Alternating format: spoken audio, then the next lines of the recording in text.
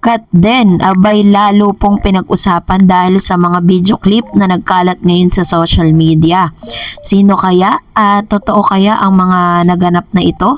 Alamin natin yan. But before that, if you haven't subscribed yet to my YouTube channel, please don't forget to like, share, and subscribe at i-hit mo na rin ang notification bell for more showbiz updates. Bago tayo of course magpatuloy sa ating updates for today's video, nais ko po muna magpasalamat sa lahat po ng mga legit viewers, subscribers, tang lahat ng mga legit na nagmamahal at sumusubaybay sa mga videos natin. Thank you so much sa inyong panonood.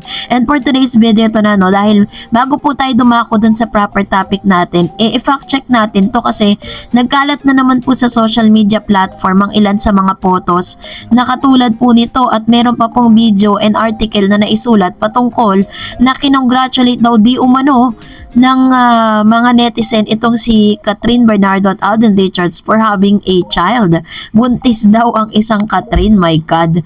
So, kung totoo talaga to, di ba si Alden Richards ang ama, why not? Pero, hindi po kasi siya totoo fabricated fake news po ito at wala pong katotohanan yung mga ganitong bagay. Hindi pa man po umaamin sa publiko si Alden Richards at si Catherine Bernardo patungkol sa real status ng kanilang relasyon.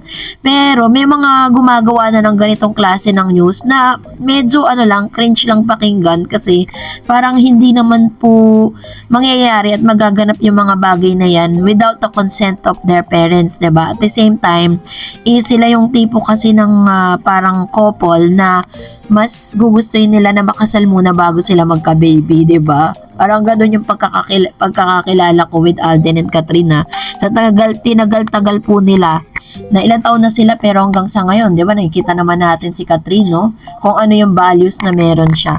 But anyways, eto na, nakakatawa lang at nakakatuwa na may mga ganitong klase ng video. Made by AI kasi to At ito po ngayon ay nag-garner na ng napakaraming shares at napakaraming views sa Facebook. Kung saan yung isa sa mga interview po nila during sa kasagsagan ng promotion ng Hello Love Again ay ginawan po ng isang AI video na parang sila po ay nag-kiss after po nung kanilang interview. Na kung mapapansin po ninyo, talaga namang hindi talaga siya totoong-totoo kasi artificial intelligent videos lang siya dahil biglang nag-iba yung itsura ni Catherine at ni Alden Richards. Yan, pero kung talagang hindi kayo mapagmasid, hindi kayo observant sa mga videos na nagkakalat ngayon, talagang mapapaniwala kayo na talagang naganap yan. Pero actually, lang yan, deep edited videos, no? Yun po yung yun po yung pwede nating hatid sa inyo with regards to this. Pero ang dami pong mga cut din na nag-shares. Kaya ako po ibinigayan sa inyo kasi para wag niyo na pong ipakalat kasi yan po ay hindi totoong nangyari. Yan po ay edited lang. Baka mamaya sabihin na naman ng ilang mga bashers ng cut din, masyado ng pagkadilulo ng mga cut din sa gumagawa na ng ganitong mga videos. Pero it was posted kasi ng isang political Facebook page sa Facebook. At maaaring siya rin yung gumawa nun para talagang maraming shares, maraming views at mapag-usapan. So, po yun? Edited po yun. Pero, ito pong hindi edited dahil confirm na kung dati po dinideny at ayaw maniwala ng ilang mga bashers ni Catherine, ang mga bashers ng Kat din na nagkaroon nga sila ng isang selebrasyon. Kasi nung nagkaroon po ng parang anniversary, ang Stardust, guest po ni Mr. Alden Richards or birthday po, parang ganun to birthday or parang anniversary na namataan si Miss Catherine Bernardo na naroroon siya sa Stardust bar nitong si Mr. Alden Richards, pag-aari ni Alden. At ganun din naman namataan si Miss Alora Sasam na naririto, no? Ayan po yan. So, true enough na talagang imbitado at doon nga nag-celebrate, no, itong si Miss Catherine. Pero pinagtatakang ko, ngayon lang siya naglalabasan yung mga resibong ito at kinukumpirma ng mga photos na ito na may ganitong ganap nga kay Catherine at Alden pero hindi part ng promotion ng movie. It only shows na ito po yung confirmation na may mga lakad po silang dalawa kasama si Alora Sasam na hindi nila isinasa publiko. Kaya nga lang, hindi lang po talaga nakakalagpas sa mga matang lawin, dahil lumalabas talaga yung resibo. Pili pilit na lumalabas ang resibo.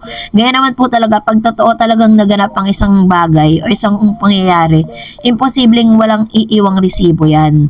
Kaya confirm na magkakasama nga sila sa Stardust Bar sa isang event na kung saan hindi po nila pinangalanan. So, ganun po, no? Anyways, mag-react naman tayo sa mga komento ninyo. Unahin natin si Ma'am Mr. Renato.